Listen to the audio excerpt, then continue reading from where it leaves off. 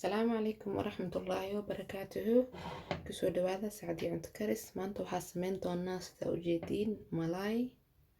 marka waxaan tusi doonaa si fudud aad u sameysan kartid malaayga noocaana. malaayga laba jabo ahay marka dhexda ka sii kala jaray afar jabo ka soo dhigay. marka waxa u baahan tahay grill seasoning,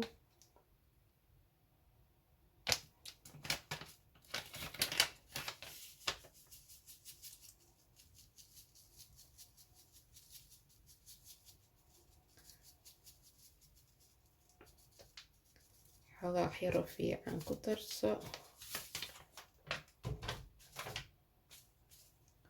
basilika xiro lee ku daraa carafta lee uga baahanahay, paprika barbarooniga shiidan kalar fiican u yeelaa marka saas darteeda xogaa fiican ku darsanaa,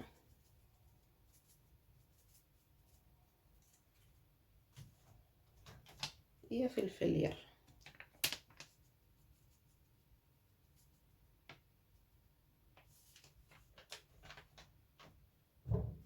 sidoo kale maraq digaag,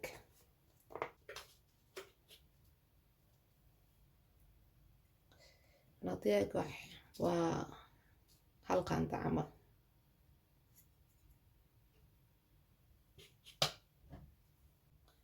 saliid zaytuun. marka malaaygan waxaa waaye hadaartid foornada waa ku duban kartaa, hadaartidna saliida kor dabka aad ku duban kartaa, iyo jabliina ku miira insha allah.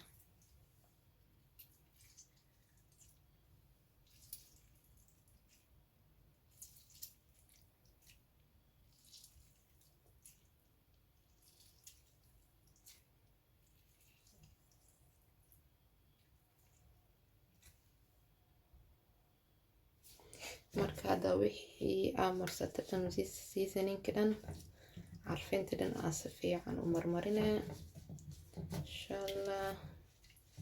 kulli markaa si fiican u marisid waxaa waaye meela dhigan doontaa ilaa ani hadeertaan waxaa dubi doonaa saacad kadib insha allah. laakiin waxaa sameyn kartaa haddii oo degdeg kugu jirto mise waqti aadan haysanin in 10 daqiiqo camal la dhigi kartaa waxyaalahan soo si fiican uu galo. laakiin hadeertaan hal saac camal iska dhigi doonaa insha allah.